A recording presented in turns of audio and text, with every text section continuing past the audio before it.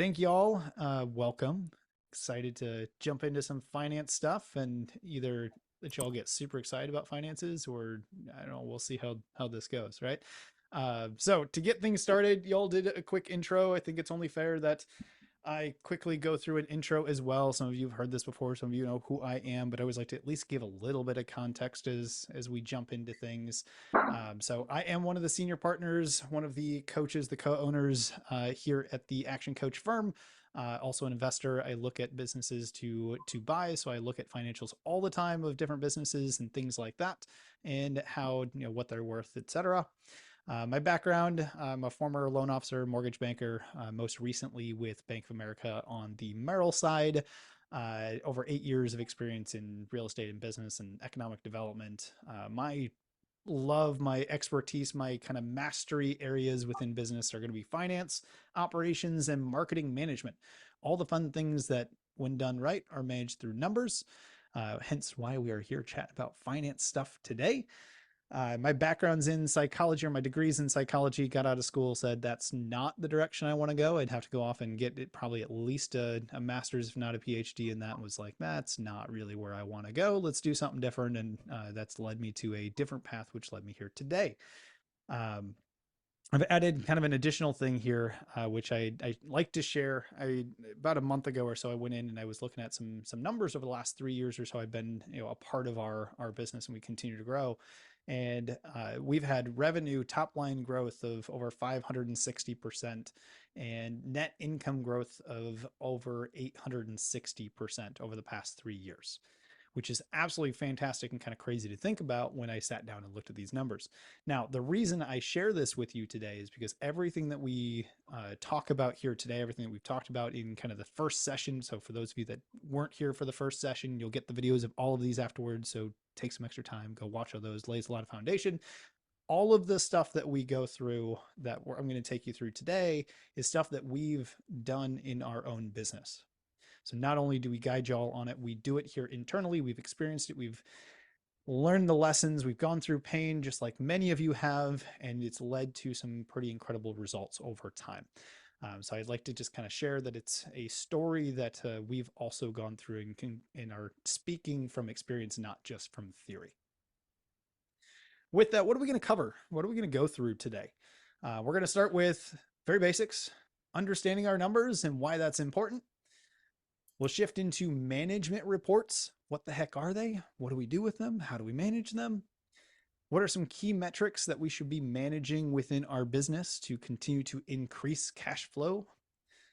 What are some, what I call notable mentions for metrics? Some things that may fit and make more sense for some of you. For others, they may be some things that you discuss down the road. We'll go through budgets, cash flow forecast, and ultimately, how do we build and maintain your first budget and cash flow forecast? That is going to be kind of the general buckets that we're going to go through here in this session today. We've got 90 minutes together before we get to break for lunch. How this is ultimately going to operate is this will be very interactive. We're going to have conversation. We're going to stop. If you've got questions as we go through these things, come off mute, raise your hand, throw something in the chat. As I mentioned on the first call, that my structure, my setup for today is like over here on this monitor that you can't see is where the slide deck is. Y'all are in front of me. It's important that y'all get the things that you want out of the conversation today. There's no such thing as a silly question or a question that's too big or too small. Bring them out.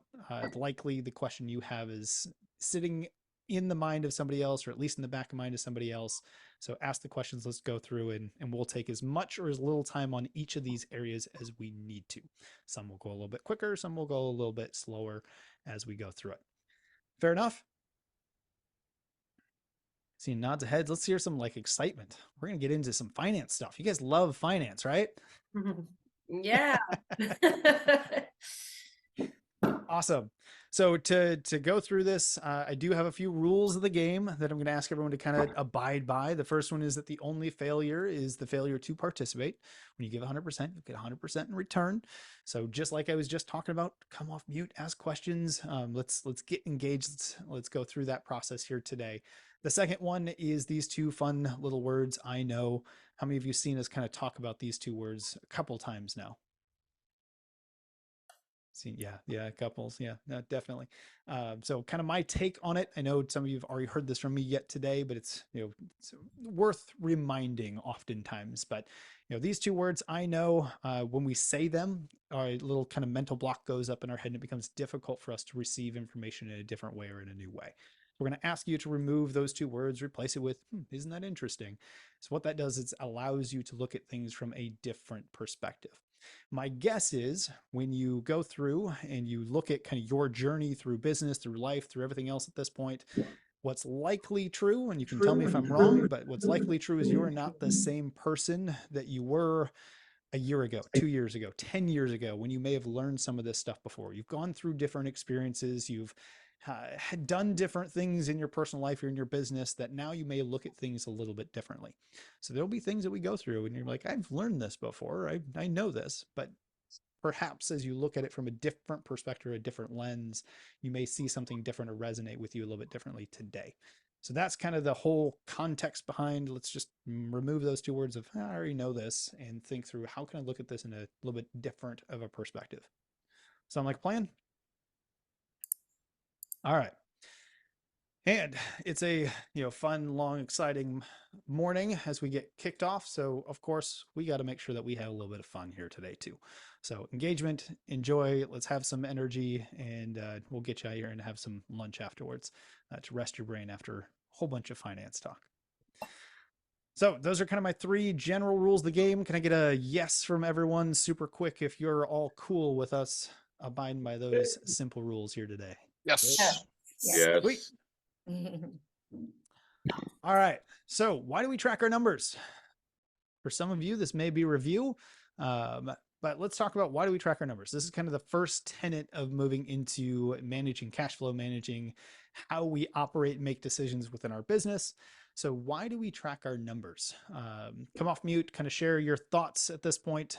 Share some thoughts that you've learned so far today. Why is it important that we track our numbers in business? Be able to make better decisions about our company. Better decisions, absolutely.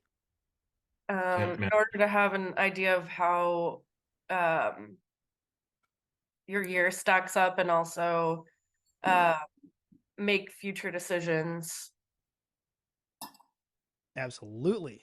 How have things gone and being able to make future decisions? 100%. Yeah, forecasting was the big thing that we've realized is a lot easier to do when you can watch what's happened in the past just on leads and percentages. So yeah, it's pretty interesting. Yeah, absolutely. Forecasting is a huge component, especially being able to track what's happened in order to kind of forecast what comes into the future. 100%. As I've moved into like hiring more people on salary, it's in performance. It's based more on performance instead of hourly. So I need to know what's going on. Yeah, that's a very important one. Other thoughts? Anything else that comes to mind on why it's important for us to track our numbers? To me, it makes the business sellable. Having clear numbers, you can just simply here's a spreadsheet, and you can see what's going on in seconds, which is pretty epic. Yeah, that's a really important one. Let's jump on that one for a second. How many of you are planning to one day exit the business?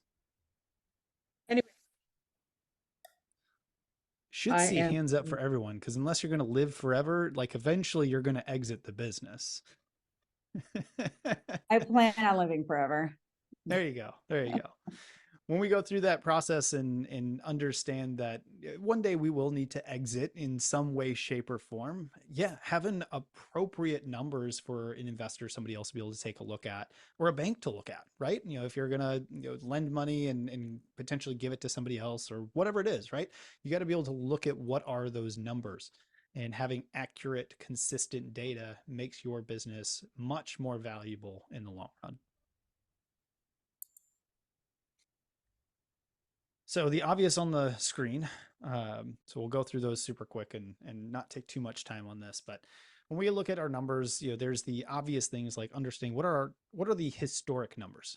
I need to know what are the things that have happened, what have been my sales numbers, how much revenue did I have, what were my expenses last month, and did I have any profit? These are all historic numbers that are really important to be reviewing on a consistent basis. But we also need to know what are the ones that are going to create my future.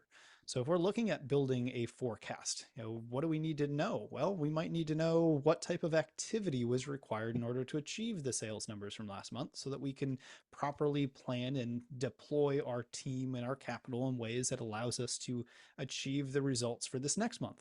So we got to know these numbers that are going to ultimately drive the ones that are going to create the future as well, which are often your KPIs, things like that. Performance for team members, as you mentioned, Brandy, very important, right? One of the biggest issues when it comes to most businesses out there, unfortunately, I have to say most, is that a lot of businesses don't have the ability to make any decisions because they just don't have the information. They have a lack of optics within their business. Now, I will tell you a short, quick little story. I'm not sure how many of you are aware of this or if we've told much of this before, but we rewind about a year and a half ago, and there was a moment in our business where we actually looked and went, oh crap, we're going to be out of cash in 4 weeks. What do we do now? And the question was, how did we get to that point? And the reality was we didn't have optics in place. We were making decisions based on information that we didn't have. And it became really scary. Once we got those metrics in place and we could see what was going on, it allowed us then to make decisions. Now, unfortunately, some of them were painful, hard decisions to make, but we could make the appropriate decisions that allowed us to completely rectify where we were at and put us in a position for future success. Having the information is insanely powerful. I will share kind of my personal belief is there's only one thing that's scarier or worse than having no information at all, and that's inaccurate information. Having inaccurate information often leads you into a false sense of security, and making some decisions based on that can be very painful. Think about it this way. Let's say I've got a report that tells me that I've got $50,000 in the bank, but in reality, I only have 5,000. It was inaccurate for some reason, right? I'm getting inaccurate data. But because I saw that I had 50,000, I decided I'm going to hire this next person and I'm ready to take this next step. And I'm on the hook no matter what, whether they work out or not, I have to pay them $10,000 next month. Well, shoot, I actually only have $5,000 in the account. I just didn't know it. That can be very scary. So information and accurate information become insanely important. This is why we track our data consistently. There's something to be said about also knowing how accurate it is, because obviously it would be great if everything was accurate, but sometimes you just don't know for sure. So if you take that into consideration, how accurate it is, you can kind of use weighted in different contexts. Yeah. This is why it's really important to understand how to audit or look at financials. When you get really good at it, you can start to see kind of little signs, little flags that say, something might not be 100% correct here. And it gives you that ability to then go in and dive a little bit deeper. Is it all going to be super simple to find? Sometimes yes, sometimes no. But when you can kind of master this process of knowing what to look for and how to look at it, and when something feels a little bit off, it gives you the ability to catch some of those things early on. I hate to always use some of the experiences that we've gone through, but man, some of them were painful and lessons learned. One of them was we had financials in QuickBooks with a CPA, and they were wrong. And we were making decisions based on the wrong data. And it was painful when we were finally like, oh, we got to correct these. And so we did that, and it took a lot of discipline and going in and looking at things on a consistent basis. And yes, it was tedious, but it allowed us to see what was missing, what was wrong, why it was not going the way that it should, and we were able to make some different decisions because of it. So correctness is important. Consistency in measuring. We can only manage things if we measure them. If we don't measure them consistently, it becomes very difficult to manage them in the direction that we want them to. And ultimately, numbers are the reflection of decisions that we've already made, and the numbers that we have today are going to lead us into the decisions that we make into the future. when we make decisions, or when we understand our numbers, this leads us to the ability to have greater confidence in our decision making. Gives us the ability to make better investment decisions. Investment decisions, as I mentioned this morning to some of you, is not just like, you know, investing into different assets and things like that, but that's investing in your team members. It's investing into just a long-term savings account that allows you to actually have some capital growth. You can make these investment decisions better because you have greater confidence in the decisions that you're making. We talked a lot this morning about emotion coming into play. When you understand your numbers and kind of take emotion out of it, we can start make logic-based decisions. We have a greater awareness of kind of our abilities and where there might be some gaps and things like that, and ultimately allows us to improve our cash flow, which is really kind of the point of the conversation today, is how do we improve and make sure that we're managing cash flow? Well, it starts with understanding our numbers. Everyone with me so far? Y'all getting super excited about tracking and measuring all of the numbers in your finances? Yeah. So that's the basics. We got to start with the foundation of why is it important that we even understand and track our numbers. Then we can move into, you know, the next few phases here. So let's talk a little bit about management reports. Before I kind of get into the next couple slides here, who wants to take a stab at sharing what they believe a management report might even be? Come on, somebody be brave. So I meet with my management team weekly, and then each manager has a different numbers that they report to me, and whether it be average sale per transaction, how many hours it took to cover the store for that week, those kind of things. So each manager and inventory there are certain numbers they report every week on an Excel spreadsheet. Is that Beautiful. it? I love it. I love it. That is absolutely an example of management reporting. So let's dive into this. When it comes to finance, so we're going to keep this primarily to the finance department specifically. That's kind of what we're talking about today. But management reports can be across for kind of each department or each area within the business. So marketing, sales, operations, even team and HR, recruiting, things like that. All of these can have different management reports that should be reviewed consistently. Today, we're going to be primarily focused on the financial side of things. So when it comes to management reports, it comes to money mastery, there's really two things that we can do: budgeting and reporting. We control our resources through budgeting. Very simply put, a budget can be in a number of different formats, but the best way to look at it is on your P&L. How do you structure this from a P&L standpoint? So, an income or your revenue or your sales, your cost of goods, gross profit, overhead expenses, things like that. You can put owner salary in there. You can a number of different ways on how it's structured on your P&L, but being able to put those into a budget, into a format that you can see, where am I at? And we'll dive deeper into budgets here after a bit, but that's one of the ways that we can start to report on is looking at our budgets. The next thing is management accounts or management reports. So what does this look like? What types of things do we need to do? What is the importance of management reporting? So Brandy, since you had mentioned having different meetings and are getting kind of reports from team members within your business, what does that allow you to do as kind of leadership within the organization or the owner of the organization when you are getting different reports from these different departments? Well, I will just add that I recently just started getting consistent with it because of Dr. Hartley.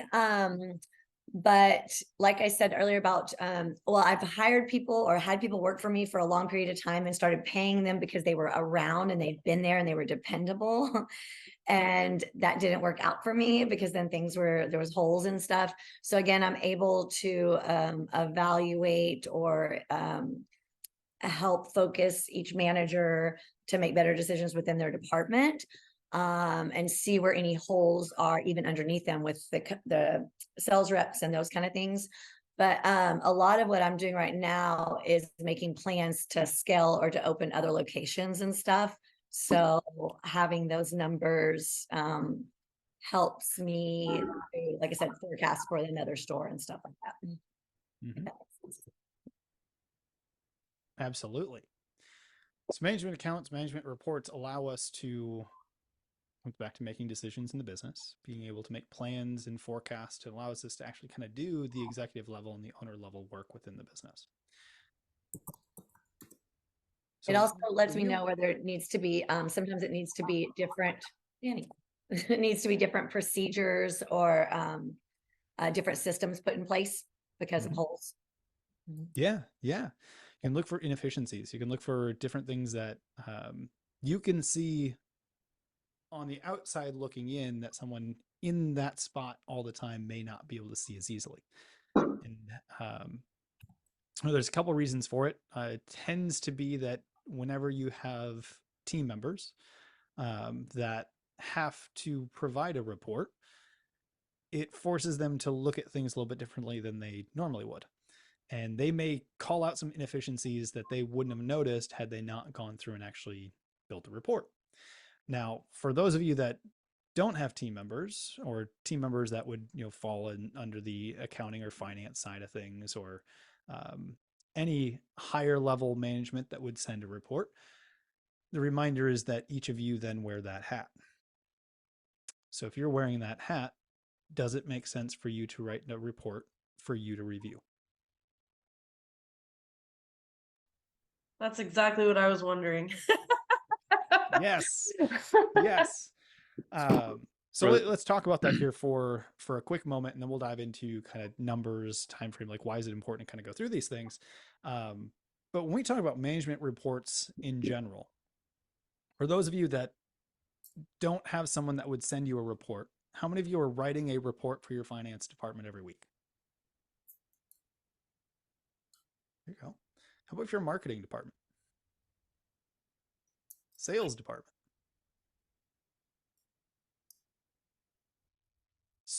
Delivery or service, kind of operations, and then what's team would kind of be the other big one, HR, right?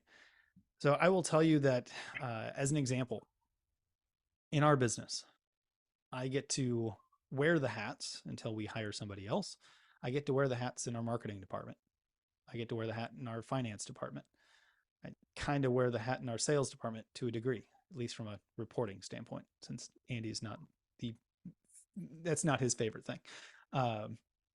So I write 3 reports every single week, and I send them to our board so that they can review what's happening in each department.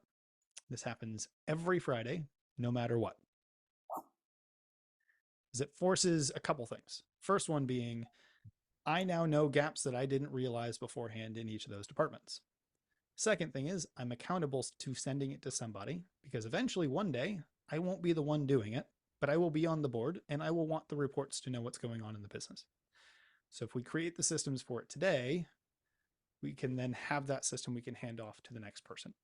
So my guess is if you've got a CFO that you're hiring for your business down the road, you're going to want them to report to you in some way, shape, or form on what's actually happening in your business on a consistent basis. Is it safe to say that that might be something that would be important for your business?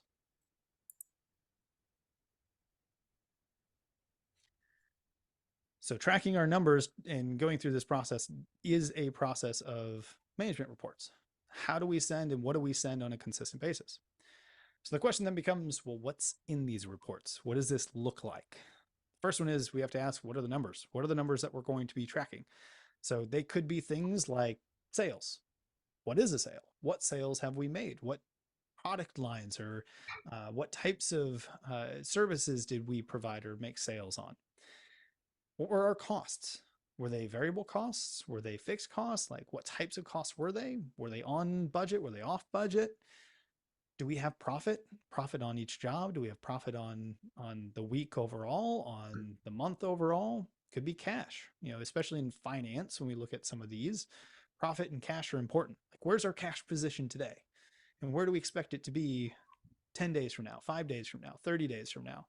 All kind of important numbers to be putting into a finance report, because if all of a sudden you have a negative number there going into next week, well, we kind of need to know that as leaders of the organization and owners of the company to be able to make some decisions, right?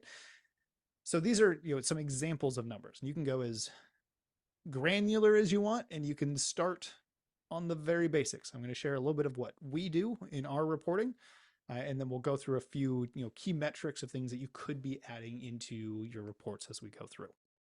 We have to address, what are the numbers? What are the things that we're going to put into the report?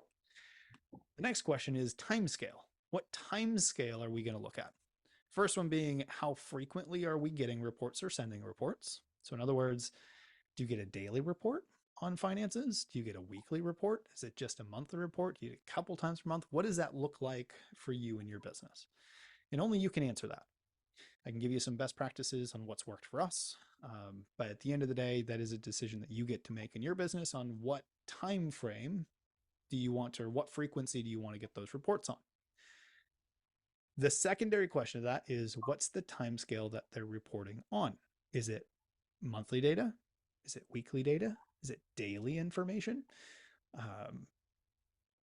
Is it month to date, or is it just month overall? Like, there's a number of different ways to look at it. So I use this example in the session this morning, but I'm going to reiterate it again here for this. Think about getting an annual financial statement from your business, or any business for that matter. Like I said, I look to invest, so I look at a bunch of different businesses, and let's say I get a annual profit and loss statement. And that annual profit and loss statement shows me that the business did $1 million in sales. Cool. And they had $100,000 in profit. Awesome. Profitable business, looks good on the surface. All I can see is year to date. That's what they did. Fantastic. Challenge is, because I'm only looking at the time scale of a year, I don't know what's happening in that year. If I were to ask and say, I want that reporting to be done on a monthly basis, now I can see one report that shows January, February, March, April, May, all the way down the line. And I can see each month individually. Now we can see what's actually happening. So maybe for this business, it's consistent all the way across. Looks really good. Maybe it's a business that has no sales, no sales, no sales, handful of sales, no sales, no sales, all of their sales in December. They do 900,000 in sales in December and only 100,000 in the rest of the year. Okay, well, what about the expenses? Well, they happened all throughout the year. What does that do to our cash position? Well, now all of a sudden that tells me a very different story, because while the business may be profitable on the year, they got a huge cash drain 9 or 11 months out of the year that now I need to understand what type of working capital do I need to have in that business. The same is for your business. Now, that's an annual basis, but take this all the way down to a monthly basis. What would it look like if all of a sudden you got reporting on what your P&L looks like each week, but you looked at it on a monthly timescale? Well, now I know which month or which week of the month on a consistent basis we tend to dip the most in our cash position. Or I know where we have the highest level, that maybe that's the best time to buy inventory. But I don't know this until we look at it at that granular of a level. So going back to what I said before in terms of frequency, things like that, it is all dependent upon your business and what you decide is most relevant to you. But I encourage you to kind of look at what types of timescales may make sense. Why would I want to have more data? Why would I want to look at daily information rather than monthly information? Use the example of the 5 ways a lot. There's a way to look at the 5 ways on a monthly basis. We can look at it at a quarterly basis. We can look at it at an annual basis. For some businesses, that's perfect.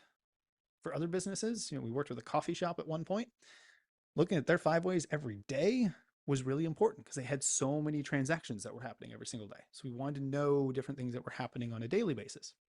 So this is the importance of going through and understanding what should the management report look like for you in your business. That was a bunch of me just talking at you. What questions do you have on kind of this context of why we look at frequency or timing or some of the numbers that should be in a management report?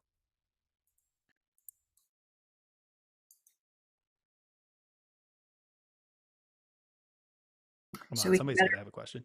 So we can better manage our business, make decisions. There's also something to be said about. You went on mute. That there's also something to be said about trending. Oh, can you hear me? I got. Yes. Yes. Oh, okay, sorry. I popped up messages here saying that my connection was unstable. Trending. So if you look at an annual report, you see, okay, this is a number, right? But that doesn't tell you anything about, is this business growing, or is it actually like, is revenue starting to ramp down for various reasons? So depending on that, I mean, it's important to, time scale is important from that perspective, and also if it's a seasonal business, compare it to previous periods. Yeah, absolutely. That's a really good example. Mhm. Especially if you're noticing, like, let's say a decline in your sale, decline in revenues, things like that. Like I said, I like to use the example because I'm now looking at a bunch of different businesses, and there's a few that are showing declining revenue. But if I'm only looking on the annual basis, I don't know what the trend actually is. Maybe the trend was for one quarter out of this year that it's declining. There was some crazy circumstance that happened. And actually, on a month-to-month basis, the revenue is going up. They just had kind of an anomaly in there. But I don't know that unless we can look at deeper time scales and start to ask more pointed questions to get to the results that we're looking for. Well, I think it can even be used for staffing, or like for people, especially people with a storefront or hourly. If you look daily and you see, well, Tuesday, for whatever reason, people just don't come in. So I know I don't need a full staff on Tuesday, and it helps me control my labor costs or properly allocate. And then my employees can properly plan out, put their doctor visits on those days, or, that kind of thing. And if you're in a particularly cash tight situation, you might be in a place where you need to know if you're going to make payroll this week. Yeah, So, absolutely. Those are phenomenal examples. Taking the physical location kind of storefront type of a scenario there, not just even from a staffing standpoint, but you can look at it from an hours standpoint. It may be we're open, 9 a.m. to 11 p.m., but nobody comes in from 9 a.m. to 12 p.m. Well, why are we open? Why are we even doing any of that? Maybe we change our hours on those specific days to better boost the profitability. Then you can look at alternate ways of, saying, well, I still have the overhead expense. How do I make additional money? That's going to whole different story. We can get into the fun nitty gritty on that. But point being, you can look at different things because of that. And then cash flow, as a general statement, is really important. Yeah, I've got payroll coming up. Can we make payroll? It may be one of those things where if you're reporting consistently and you've got these numbers in place and you know that there's going to be a few moments where you're going to dip down underneath kind of what your 0 point would be on your cash basis, being able to go to a bank and say, here's actually what's happening in the business. There's kind of a couple places where we may need to have some extra operating capital.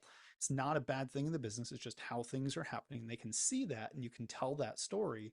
The ability to get a line of credit that allows you to leverage it for a short period of time and then pay it back very quickly becomes a very beneficial thing for your business. But we can only do that if we're tracking the numbers and reporting on them consistently to know what's happening. Usually bankers are much more excited to lend to folks who have this type of structure in place because they know that they're going to get their money back, usually a little bit better than somebody who's not managing their finances at this level.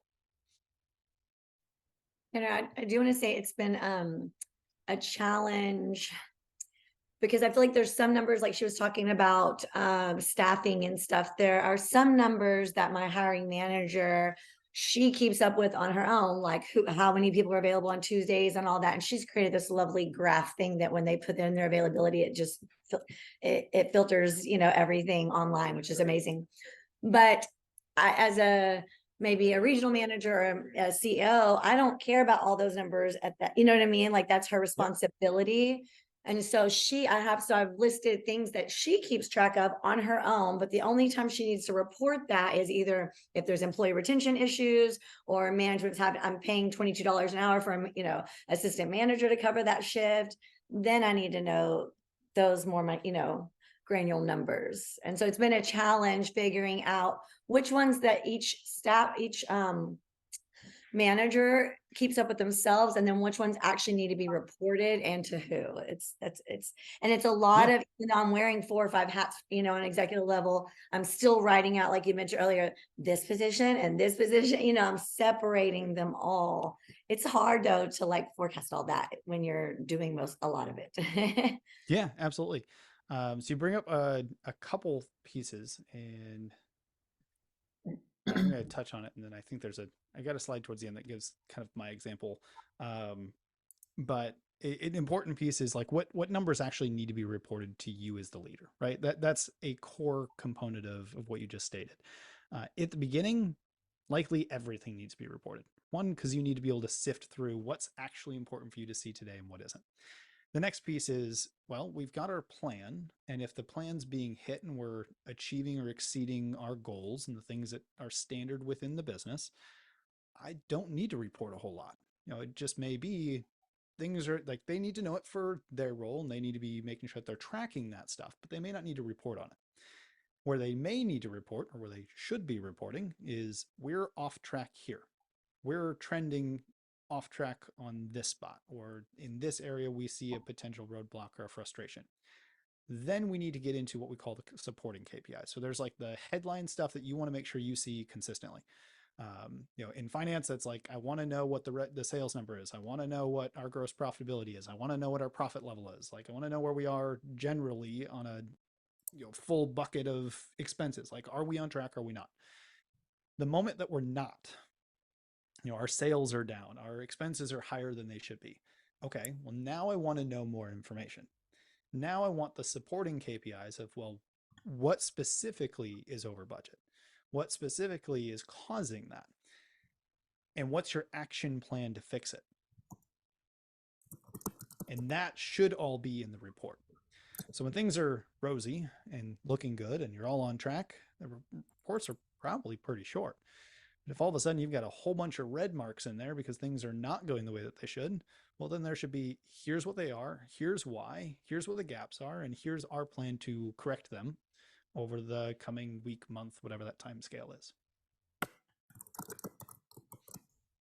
It's a really good point. So all of this is important, that we need to be looking at management accounts that are appropriate, they're time sensitive, they're consistent, they're accurate. So the appropriate nature comes really kind of what we just talked about there, right? It's what's the information that's appropriate for me to make decisions today? Eventually, I won't need, as just the leader, you may not need every piece of detail. It's just too much for you to be able to make decisions on. What's the appropriate amount of information for you over time? They have to be time sensitive. Kind of the easy one with this is looking at financial reports from a year ago doesn't really allow you to make decisions in your business today. So if you're backlogged on your profit and loss and all of your financials and things like that, and your bookkeeper or CPA hasn't gotten them done in the last 3 months, it's going to be very difficult for you to make decisions in your business. You got to have time sensitive data. They have to be consistent. They have to be accurate. Share one little kind of anecdote on time sensitive, which goes to financials that were not updated. Had another business I was looking at recently, and I got their financials. This was like a month ago that I was looking at this, and I got just a snapshot of their financials, which was just one quarter. First of all, I'd like to see more than that, but okay, let's start with just one quarter of financials to take a look at. Fantastic. Started to take a look at it, and I looked up at the top part to see the time frame, and it was Q1 of 2022. It's like, this doesn't do anything for me. I don't even know if the business is still operating at this point in time, right? So the point being, if we don't see data that is time sensitive and actually accurate at that moment, what types of decisions can we make? So it's important that all of our reports, all of our accounts are sensitive to the time that we are currently operating in, and they are accurate. The accounts that we do, or these reports, should reflect our plans. You should be measuring on the same format as your budget. So if you're doing a budget that has, revenue, cost of goods, gross profit, like all of those types of things on it, and that's how you're setting your budget as you move forward, your report should be in that same type of a format. You should be measuring along those lines. when we do that, we can actually compare things together. If we're looking at one, if we're budgeting in just revenue, expense, and profit, but yet we're measuring in all of this extra detail and data, it's very difficult to kind of bring those two things together. So it's important to keep them in the same format. We can only predict what we can be measuring. So that goes back to what Chris mentioned earlier with forecasting. It's a lot easier when we actually know what's happened in the business to be able to make some predictions for the future. There we go. There's my example. So here's kind of an example. Like I said, each of these things will be what makes sense for you in your business. And I can share with you some of the things that we've done, we've implemented that have worked for us. First one here is this. This is the cover page of every financial report that I send out on a weekly basis. So I mentioned we do our reports weekly. Now this is just some mock-up numbers, things like that, but the format is identical. This is the cover page that goes on top of our financials. So in addition to this, there's also the current month to date profit and loss, the current balance sheet as of the date I'm sending it, the current cash flow statement for the month to date. And then I know Gene mentioned looking at AR reports in our previous session. We also throw in the AR report as part of our financial report as well. So those 4 reports, in addition to this cover page, which gives the snapshot, is what our financial management report is. Do you have Tanner, you mentioned most of them were per month and one was as of. What was the difference? I didn't catch that. Balance sheet, because it's just it's a snapshot in time. You're only going to be able to see your assets and everything as of a particular date. So it's just current balance sheet. Sorry, can you repeat those? Yeah. So we've got what's on the screen, which is what tends to be the cover page. So it's like page 1. Second piece of it then is the income statement of the profit and loss. The third one is your balance sheet. Fourth one is the statement of cash flow. And then we throw in there as a fifth one being accounts receivable, aging.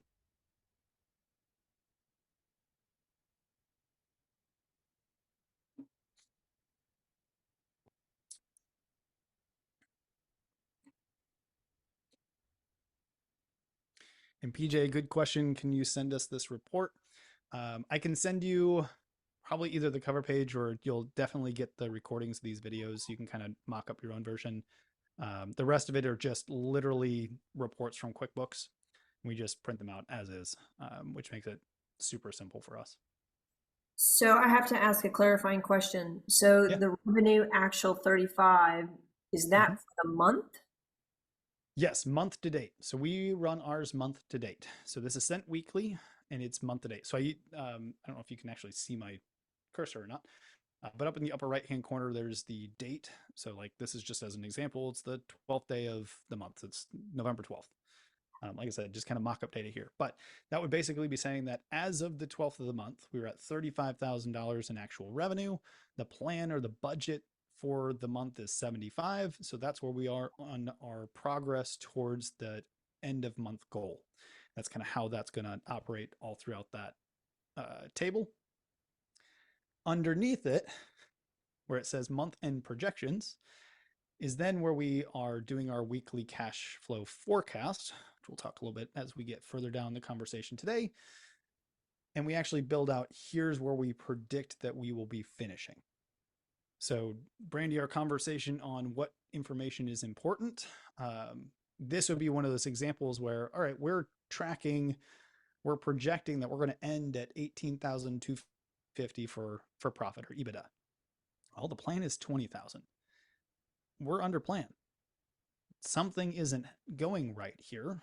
What is it?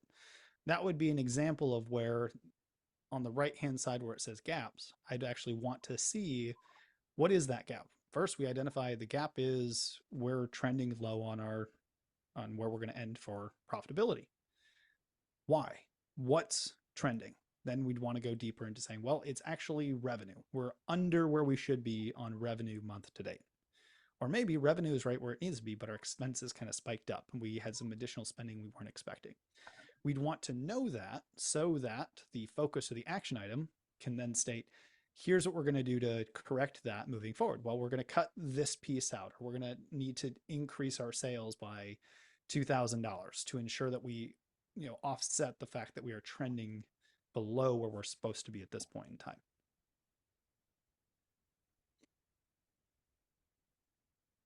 This is very helpful. Thank you. You're welcome. I will tell you, a year and a half ago, we were not doing this. Since we've started, it has completely reshaped how we look at our business and our ability to grow. So this is why I show you the stuff at the very beginning. Here's what has happened in our business. It's not just theory, stuff that we implement, we practice, and we've seen it work firsthand in addition to working with each of you. This is why we are so passionate about talking about it. And as much as we can share how this stuff works, hopefully that will guide each of you along the process as well. Question. Yes. So you do this weekly, but the plan, the budget is monthly. Is there for to me it's a little hard to visualize it. I can see, like, if you did this monthly, I could see, like, okay, here we are lining it up. Do you do anything to kind of visualize how you're tracking, on the plan? Let's say breaking down the plan to a weekly to a weekly level, the budget, I should say. Yes. So a couple things to help kind of clarify and answer that question. We determined for our business from a reporting standpoint, this is what we wanted to see. We could shift this, express it, and then I'll kind of give an example.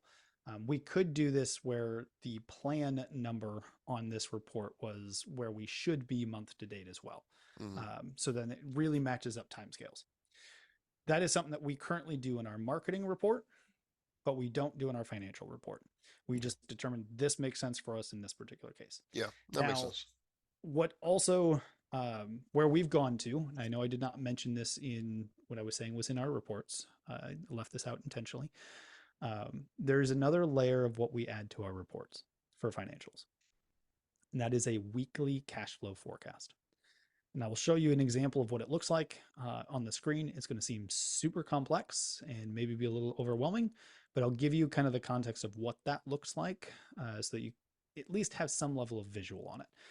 But I actually look at recurring revenue, new revenue, cost of goods, fixed expenses, even debt repayment and cash, all of those on a week over week basis, budget versus actual, and actually have that projected out.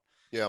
No, I mean, the issue was, like, for instance, I looking at this as actual 35K for like half of the month. The plan is 75. Okay, so that maybe slightly short. But then you look at actual EBITDA and it's 13K out of 20K. So like, oh, you're almost there. So to me, it's a little hard to, by just like on a glancing at this, like, estimate, where how are we tracking on a month to date against the plan? Because it looks like from EBITDA perspective, you're ahead, but. Yeah, it's a very valid point, which is why you'll have to find what reporting works best for you. We found that this works for us, but a good example of this is let's say it's the 12th of the month. So let's say in this particular case, payroll is going to hit on, say, the 15th. Well, that's going to take a huge chunk out of EBITDA, right? And you can tell that by looking at, fixed costs. Like, we're only at 12,000 of, we expect $45,000 worth of expenses, and we're already 12 days into the month. That's where you can kind of, the point of it being where you get into that granular of data is whoever's running the report should be able to identify those based on the stuff that they're tracking. And if they're seeing it's trending off of where it should be, that would be an area that then is identified in the gaps. And then you start to look at, here's what that actually looks like with the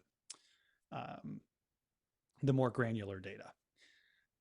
So going back to, like, what do we need to see on the report versus where are we going, right? We don't need to see everything if everything's on track. In the beginning, you may want to see all of that. Eventually, you can start to slim down. Like even this may be too much for a report if you're always on track. It's going to, be up to each of you in the skill set that either you or your team member has. When you hire a really good CFO for your company, they may do stuff that's way more complex than this and be able to give you way more data because that's what they're hired to do. So it really depends as you continue to grow. The goal here is get something in place that allows you to start this process. Good questions. Other questions, other things that are kind of coming up. I know we've got like other stuff to get through today, but I know management reports at this level is not often where we dive into really deep. So I'd rather us take some time here and then we can go a little bit quicker through some metrics and things like that. And I can always backtrack and discuss those a little bit deeper in specific scenarios. So what other questions, other thoughts do you have around management reports?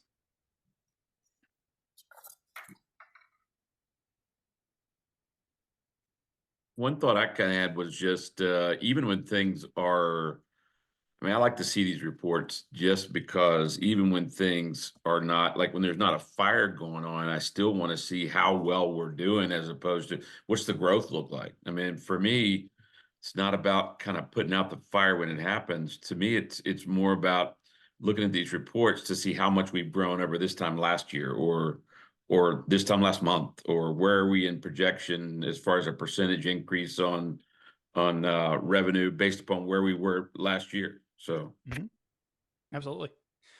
When you get really good, when you start seeing these consistently, you usually are able to grow in your ability to read them and understand them and kind of look at different things. You get these consistently for a year, week over week for a year. The likelihood of you on the top end being able to look at it and go, that's where fixed costs are. That's where, we're supposed to be for plan. That doesn't seem like that's right. There's some issue there that now I want to dive into and address. And now you can make those proactive decisions and changes within the business to keep the growth happening and things like that.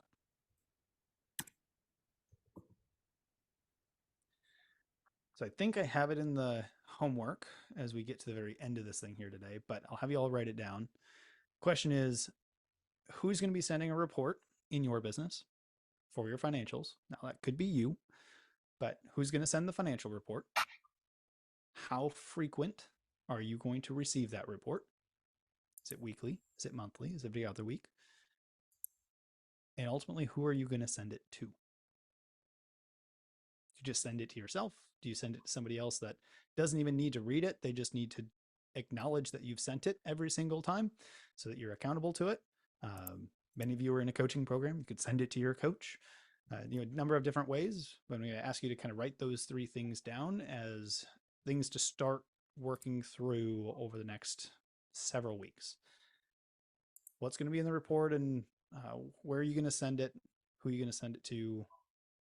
Frequency. I said one thing twice, but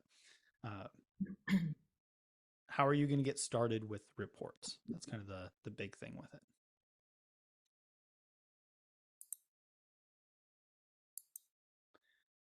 All right. We've gotten through 2 pieces. Exciting. Let's talk about some metrics. I call these kind of my key metrics that I think are really important to be at least going through outside of just the basics of like revenue, cost of goods, expenses, profit. Like those are kind of the staples. Cash position is kind of a staple. But what are some of the other kind of key metrics that I would recommend that you explore in your business? The first one is very simple. It's just budget versus actual. What is your percent to goal? So as we could see on that previous slide, we have actual and we have plan on there. We have those things very specifically so we can see where are we at in accordance to the plan. That's probably the number one thing. If you're not putting budget versus actual, or at least we're on, at this percent of our goal at this point, it's gonna be very difficult to actually know where are you actually at in the business. Like, okay, that's a great number. We have profit, but where am I supposed to be? Where did I say I was going to be? Am I on track for that or not? So just budget versus actual in general is probably like the number one metric to make sure that you've got in your reports and just kind of in your measurements overall. Then we'll talk a little bit about break even, cash gap, and then ultimately I'm a huge component of 5 ways being a part of your consistent measuring and tracking. A lot of it's going to come directly from the P&L, like you're going to look at here's revenue, here's profit, etc. But then it also takes into account all the activity that allows you to get there, which is why that one's really important. So quick reminder on fixed versus variable expense. Fixed expenses are expenses that occurred whether or not you have sales. Variables incurred, expenses incurred because you have sales.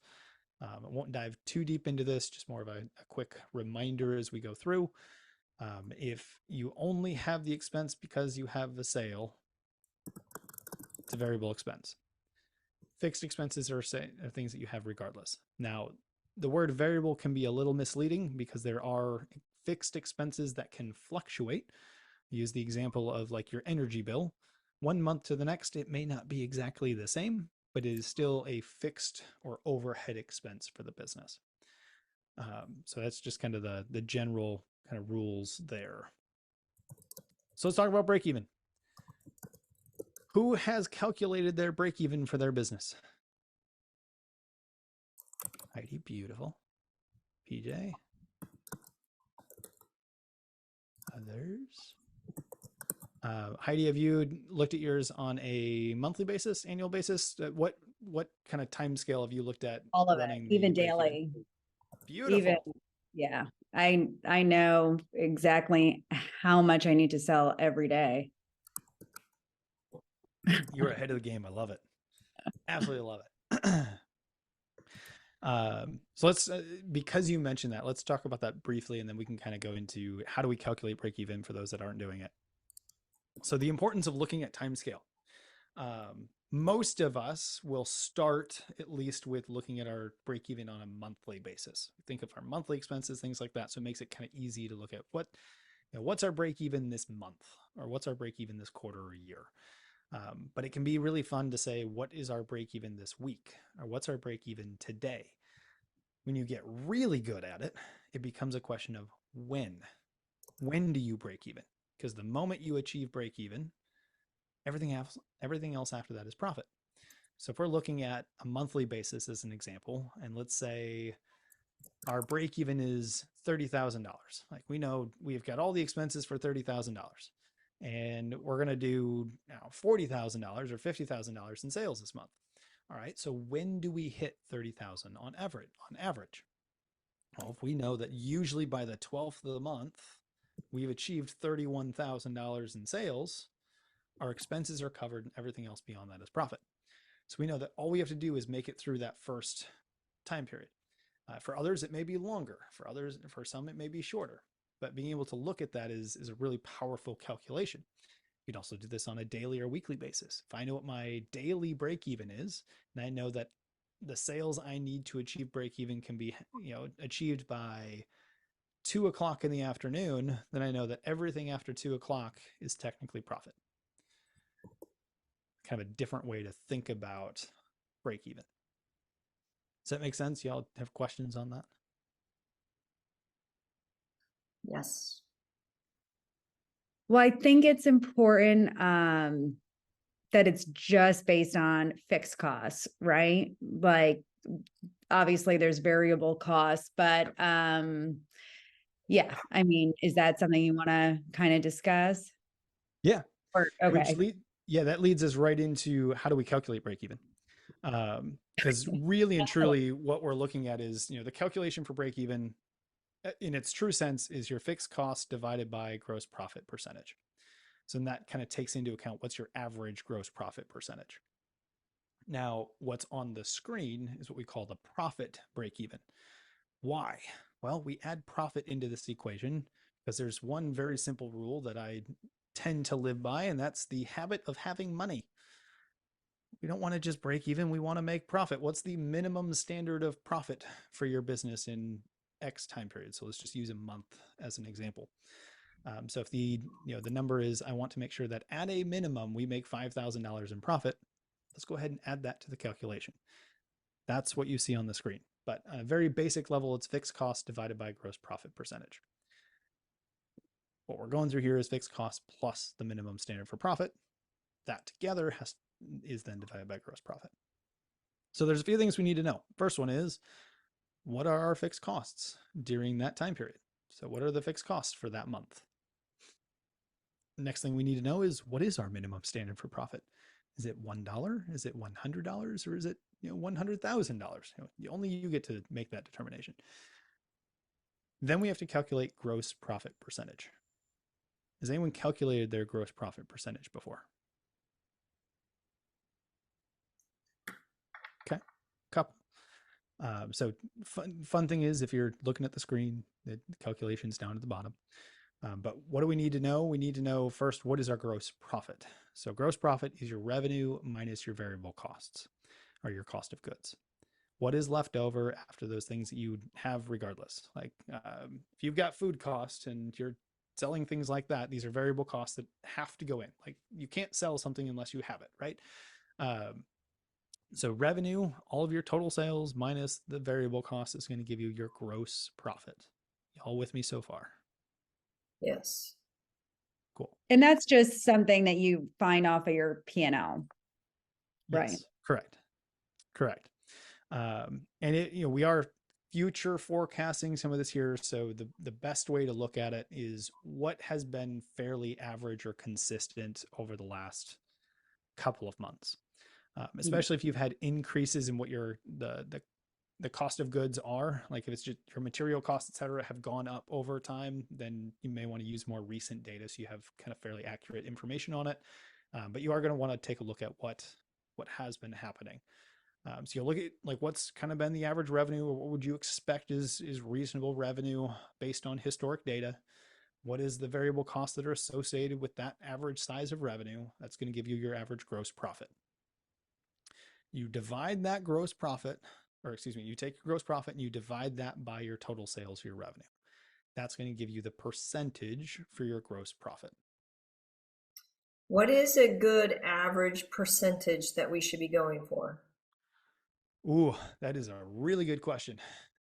The answer is, depends on your industry, depends on your business. In some cases, 20 to 30% is phenomenal. In other cases, that's terrible. In a service-based business like what we do, if we had only 30% or 20% gross profit, we're doing something wrong. But if you have a lot of material costs, and food is another good example, right? That's going to be a very different, it could be 40%, it could be 50% margins. So I would encourage you to do some research for your industry and see kind of where are most folks landing when it comes to your industry specifically. So you guys are service-based. What's good for you? I'm service-based also, and I'm in coaching. So what is it for you guys? Roughly 85% is kind of where we put our standard. Okay. Technically, that's a bit low, but we also have to factor in the fact that we're a franchise. So there's franchise royalties and things like that we put into cost of goods. If we didn't have that, the number would probably be higher. It will likely shift when we start putting, contract workers or things like that to facilitate different things. Bonuses, et cetera, could fit into gross profit. So it depends on how you want to look at it. But right now, our standard's between 80 and 85%, depending on kind of how we structure it. Thank you. I do e-commerce, and mine is around 23%. For reference. Thank you. Excellent. Alex, you got a question? Yeah. So my business is service-based and goods-based. So I'm assuming when you said 20 to 30%, that was for goods. But then, talking about the services, it's 85%.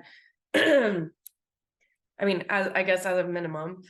So would I try to look at my business as separate entities when it comes to how I take in my income and base it off of, I mean, I do have a profit margin for my what I sell to clients, but you know. Yeah.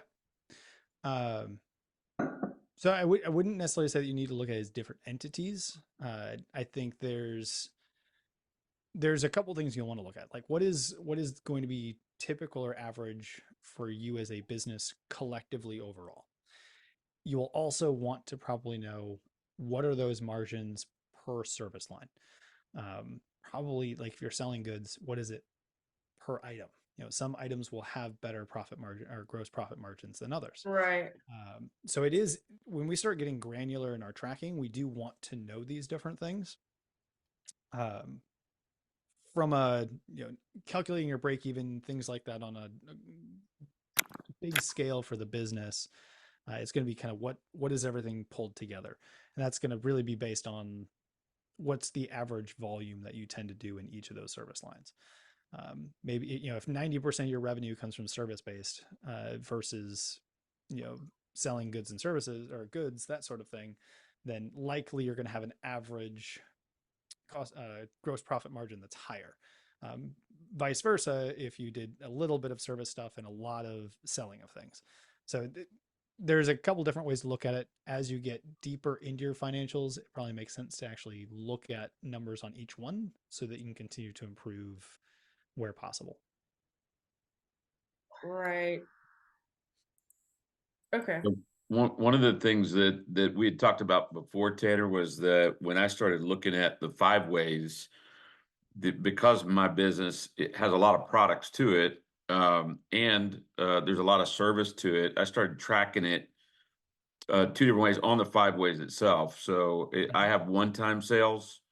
For example, that would be cameras that somebody had installed and there was no monthly service to it. And then I have another one that I track sales wise that has it has service related stuff. So whether we went out and provided service or they're paying a monitoring fee for the alarm system or whatever they're doing, I track those 2 separately just so we can see the difference in the profits on each one of those. Yep. Yeah. And hopefully this is where everyone gets super excited about the level of detail that we can go into when it comes to tracking and measuring different things in a business. We start at a high level, we get the basics in place. And then as you continue to look at things a little bit differently and get good at tracking, then you can start splitting things out. Just as you mentioned, Jack, for some of you, it may be as far as I want to track a 5 ways on every single team member that I have. There's not many who do that, but you can, and it'd be very fun. So there's a number of different ways to do it. I think if there's anything to take away from today is where do we need to start to get things running? Then as we get in the habit of that and we're consistent and we're seeing the different results, then we can start to layer on more complex data. Because eventually, I mean, we could measure literally everything and have 50 different reports, but that's not going to serve any of you. For one reason, you just don't have the time to review all those reports. 2, you don't have the time to do all of the reports. You just don't have the team members and the bandwidth to do that yet. Now, if you're a 60, 70, 80, $100 million company, that might be different. But for most of you, that's not the case yet. So I'll kind of leave that as the statement of there's a lot more to this. Start where you are today. Start with the basics of tracking things, and then layer in complexity as you master each area. Make sense? Cool. Break even. I know we've got 14 minutes left. I want to make sure that we've got time to kind of get to at least some of the end of this here. So I don't want to linger too much on some of these metric pieces.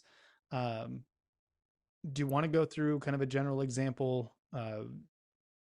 Any questions further on break even? Is this enough to get you guys kind of going on it and we can move on to the next piece? What are y'all feeling?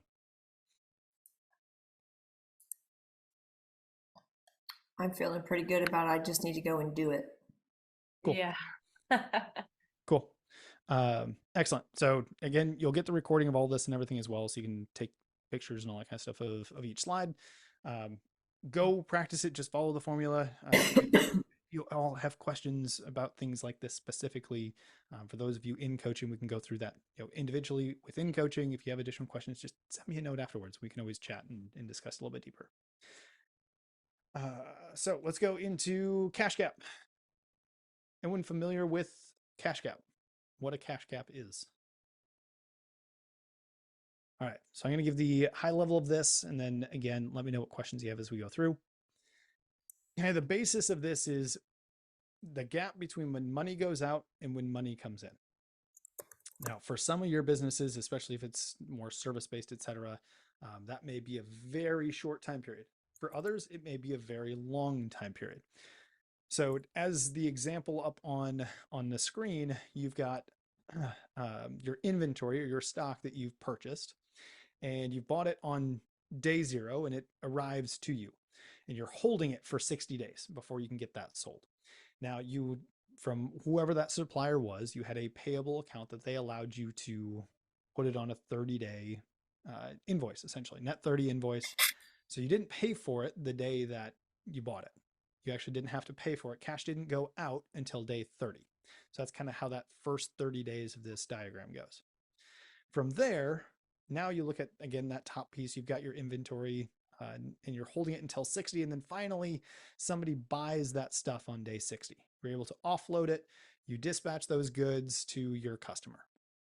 They buy it on day 60, but you gave them 60-day terms. So they're not going to pay you until day 120. That's kind of how this example works. So your cash to buy this stuff went out on day 30. You're not getting money back from the customer until day 120. You have a gap of 90 days where you don't actually have the cash. That is a cash gap. Everyone following on kind of what that example is?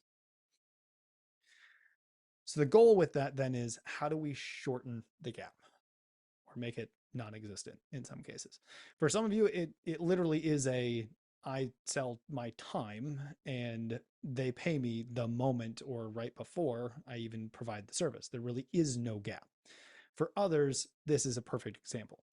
I was working with a pharmacy at one point, and they bought all of their medication, all that the things that they needed to have on, let's say, the first day of the month. They got all their inventory in. They had to pay for it relatively quickly at that point in time. Somebody comes in and they make their sales over the course of the month. And in their business, most of that they didn't even get paid on until after it was processed by insurance. So they had this entire holding time of having the inventory and then dispatching it out to the people that bought it. And they actually didn't collect the cash until day 30 or 60 because it had to process through insurance first. It was just a general kind of different example that's out there. So the goal is, how do we close the cash gap?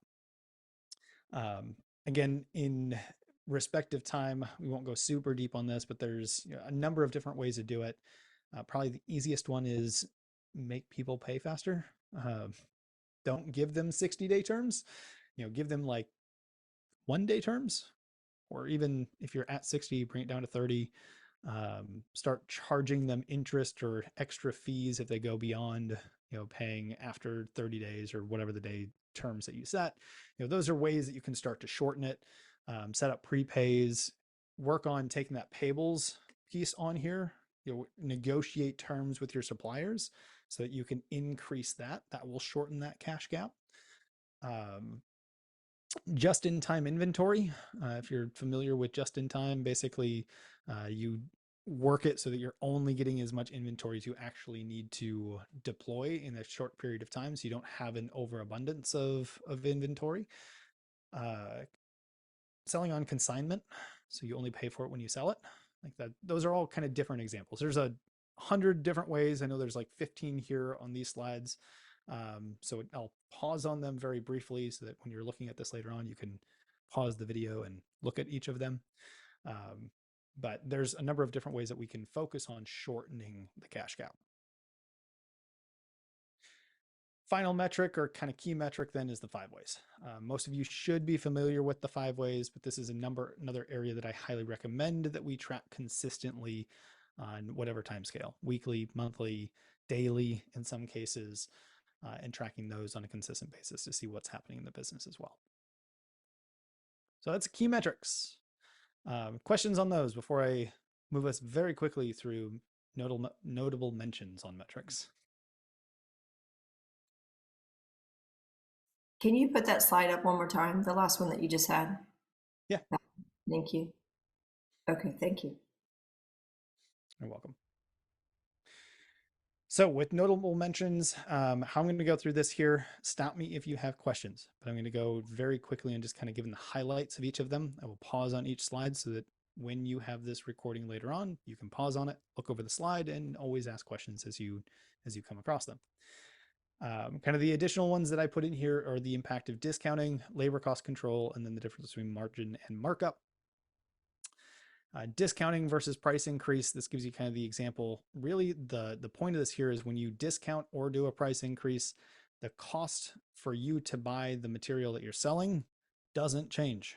If it costs you $60 to buy something, regardless if you sell it at $100, $90, or $110, your cost is still $60. So the green part is the profit. That changes by a larger percent than just the discount percent.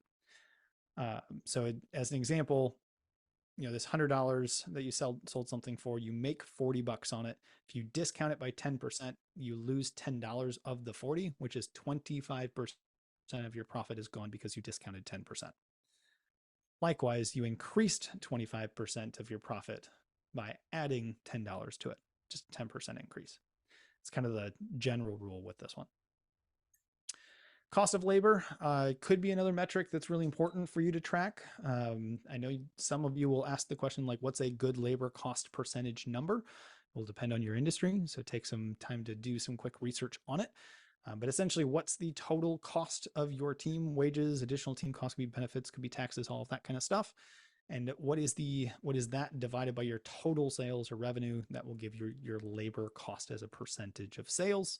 And then you can kind of manage that as well. Markup is the amount that you add to something that you are selling. So if you buy something for $100, you want to mark it up by 50%. 50% of 100 is $50. You mark it up for or sell it for 150. You make $50 on that transaction. Sell it for 150. You bought it for 100. The difference is $50. Margin is going to be the difference between the two. So the kind of similar example, you buy again for $100, but you want a 50% margin this time. So 50% margin means that you need to sell it for $200 in order to get $100 profit. So $100 over 200 is going to be 50%. That's the general kind of way to look at a margin. So if you want a 50% markup versus 50% margin is going to give you more profit. Just kind of understanding the difference between those. Again, not going deep on that here today, but gives you a little bit of terminology and things to look at in your business. So budgeting and cash flows. So budgeting, we talked a little bit about budgeting so far. The way I like to frame up a budget is can't exceed and must achieve. Most people, when they think of budgets, it's the expense side of things. I can't spend more than X on whatever it is, whatever my expenses are. And that's great. That's the can't exceed. That's kind of your goalposts, so to say. On the other side, you should be budgeting for sales goals, for revenue, for all of the positive sides of the business as well. Like, what are the must achieves? This month, I must achieve $75,000 in revenue, or whatever the numbers are, right? I have to do that. Like, that's the must achieve side of kind of how you set your budget. So these tend to be kind of your guideposts. That's the way I like to frame up looking at a budget. What are the guideposts for this month, next month, etc.? Cash flow forecast then is predicting the timing and the flow of cash within the business. So if we look at kind of this same example, I like to look at this as our real-time trajectory. The budget is this, but based on real-time things that are happening in the business, here's where we're actually probably going to land. Sometimes it's over budget, sometimes it's under budget, but that's where you can kind of get the trend. I was expecting to have $10,000 in sales by the end of this week, but this one and this one didn't go through on Monday like I thought it was going to. And now I'm trending below that. That's kind of your forecast. Does that make sense? Yes. I'll try to bring this as simple as I possibly can to break into what a budget and a forecast is. So budget being kind of your guideposts. forecast being kind of, here's the actual trajectory of where we're headed. My recommendation is doing it on the same format that you would budget in, the same format as you would on your P&L, is actually looking at it from income, cost of goods, like break it all down so you can see what's actually happening in the business. Pause there. What questions do you have? We are on the home stretch, I promise.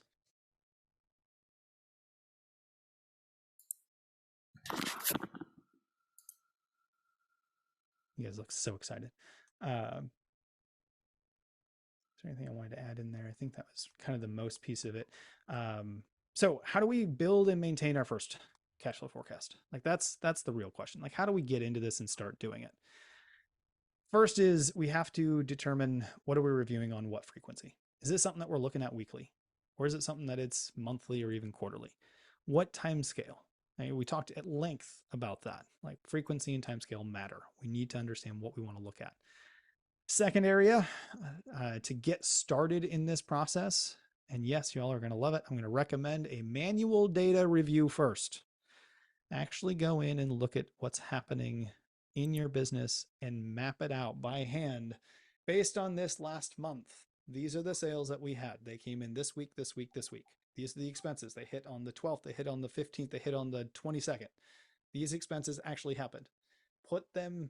Manually put them into week over week, moving into the next month, saying this one's going to hit on this week. This one's going to hit on this week. Put it in there so that you build that diligence of understanding the flow within your business. Then layer in technology. There's plenty of fantastic technology out there. The problem is most of the time it's not inexpensive. Get started with building the discipline first, get profitable, and then layer in technology as you go so you can buy some of your time back. But you don't have to go straight to technology. Recommend that we run it on the P&L. That's kind of what I mentioned before, is use that framework. And then we do this because it allows us to make decision ahead of time. We can actually make decisions based on what's actually happening. If we can see that X, Y, and Z is happening in the business, we can make decisions based on it. And here is the most important part of this entire process, which I think is often overlooked. Rebudget and reforecast, weekly or monthly. How many of you have been consistent at building a budget on a monthly basis or building a cash flow forecast? Show of hands. Who has been doing that consistently for the past year? All right, one person. Is it reasonable for us to believe that we will be phenomenal at it the first time we try it?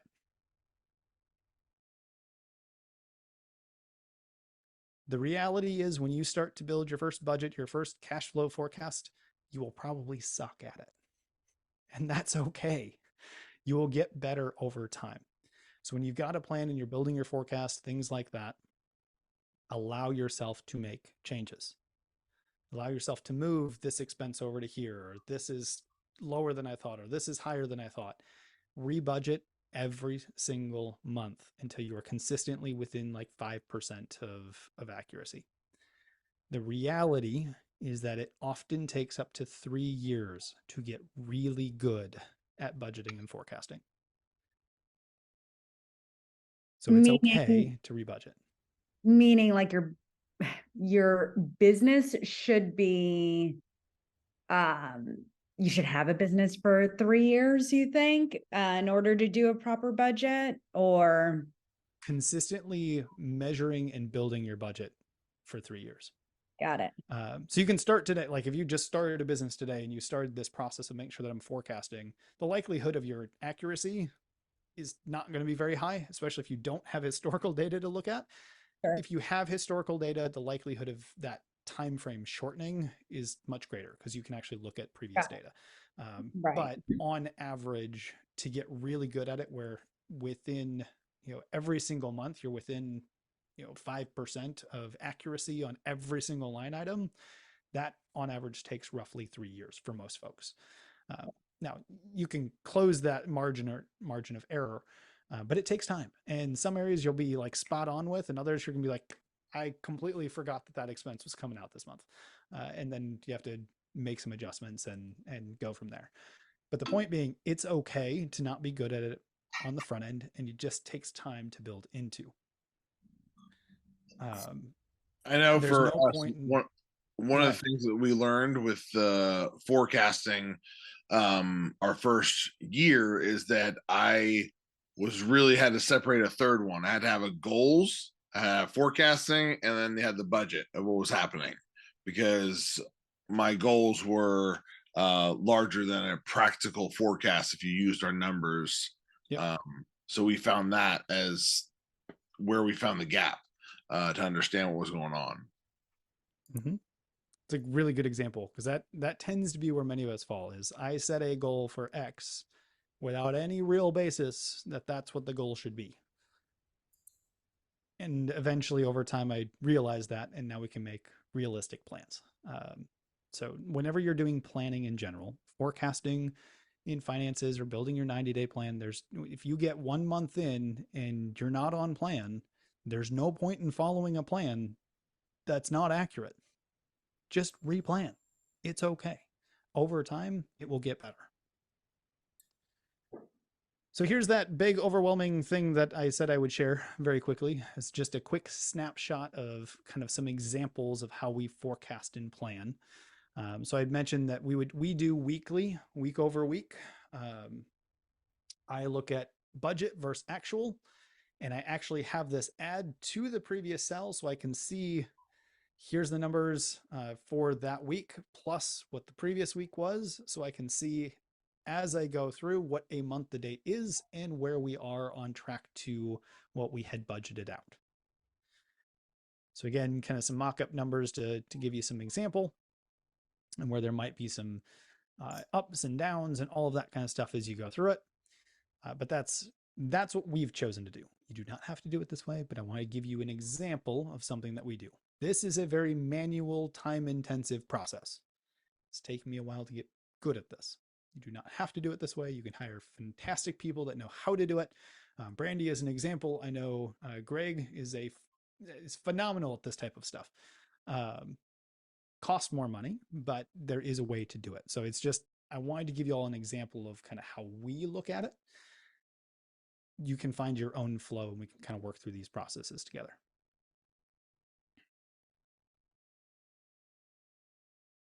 All right, y'all look so excited. We are already 4 minutes over. So quickly write this down. Consistent reporting creates optics that leads to better decision making. When it comes to managing our cash flow and getting really good at everything within our business, consistent reporting creates the optics that we need so we can make the decisions that are required in our business to keep it going and keep it growing.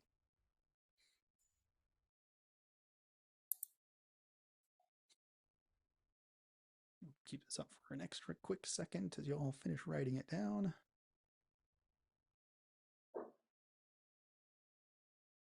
All right. And that takes us through all of it. There is a bit of homework. So I'm going to have you write these homework items down along with your top 1 or 2 lessons from the day. Throw them in the chat or come off mute and tell me what your top lesson is. Since we are at lunch break, we come back at 1:30.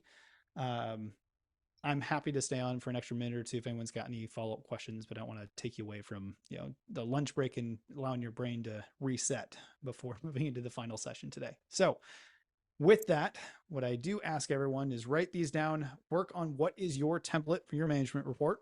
That's homework item number 1. Number 2 is identify what your management reporting will be. What's the due date? Who is it sent to? What are you going to include in it? And how frequently are you going to send it? Okay. And then finally is starting to build your 2024 budget and that first Q1 cash flow. Just start with 1 quarter, not the whole year. And for those of you that will be here tomorrow afternoon will be a lot of working through that type of thing. So that's a big project that will take you into the rest of the year, right? The big top 2 are going to be the management reporting pieces. So write these down, write down your top 1 or 2 lessons, throw it in the chat or come out or come off mute or whatever and share with the group.